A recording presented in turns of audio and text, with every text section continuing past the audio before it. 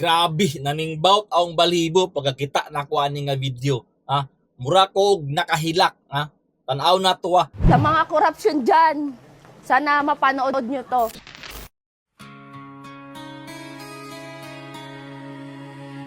Sa mga korupsyon dyan, sana mapanood nyo to.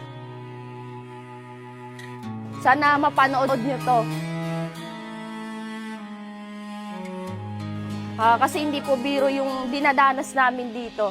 Kayo po na nakaupo, subukan nyo namang tumayo, at baka matanaw na nyo ang tunay na kalagayan ko.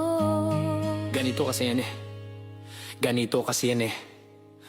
Tao po, nandyan po ba kayo sa loob ng malaking bahay at malawak na bakuran? Mataas na pader, pinapaligiran at nakapilang mga mamahaling sasakyan. Mga bantay na laging bulong ng bulong, wala namang kasal pero marami ang nakabarong. Lumakas man ang ulan ay walang butas ang bubong. Mga plato at kutsara na hindi kilala ang tutong, at ang kanin ay simputi ng gatas na nasa kahon. At kahit na hindi Pasko sa lamesa ay may hamon. Ang sarap sigurong manirahan sa bahay na ganyan. Sabi pa nila ay dito mo rin matatagpuan ang tao na nagmamayari ng isang upuan, na pag may pagkakatao ay pinag-aagawan. Kaya naman hindi yan pinakakawalan, kung makikita ko lamang siya ay aking sisigawan.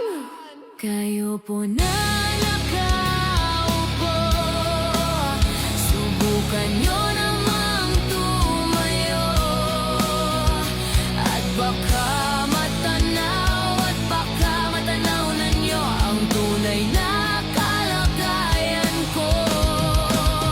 Mawalang galang na po sa taong nakaupo. Alam nyo bang pantakal ng bigas namin ay di puno? Ang dingding ng bahay namin ay pinagtagpi-tagping yero. Sa gabi ay sobrang init na tumutunaw ng yelo.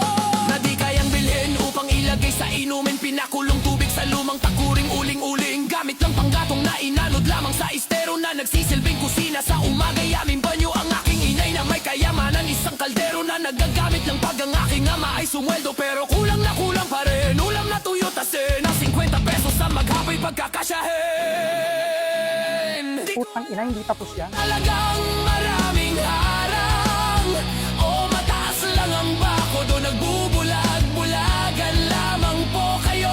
Kahit sa dami ng pera nyo, walang doktor na makapagpapalinaw ng mata nyo. Kaya Huwag kang masyadong halata. bato-bato sa langit, ang matamay huwag magalit. O bato-bato sa langit, ang matamaan ay huwag masyadong halata.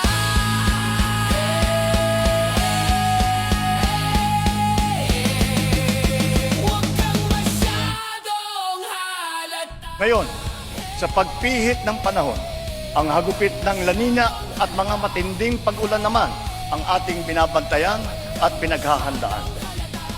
Mahigit 5,500 flood control project ang natapos na, at marami pang iba ang kasalukuyang ginagawa sa Pero buong ngayon, bansa. andito tayo para simulan ang solusyon. Meron po tayong ginagawa at meron po tayong magagawa.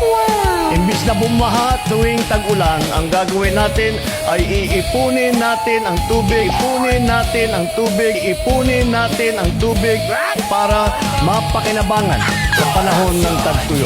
Kalawang na ang kinabukasan, pera sa bulsa, dugo sa kalsada, pangakong papel, pero gutom ang masa. Isigaw mo, hustisya! Isigaw mo, katotohanan! Isigaw mo, Pilipinas gising! Huwag na tayo maging bihag ng iisang upuan. Isigaw mo, hustisya! Isigaw mo, katotohanan! Isigaw mo, Pilipinas gising! Huwag na tayo maging bihag ng iisang upuan. Isigaw mo, hustisya! Isigaw mo,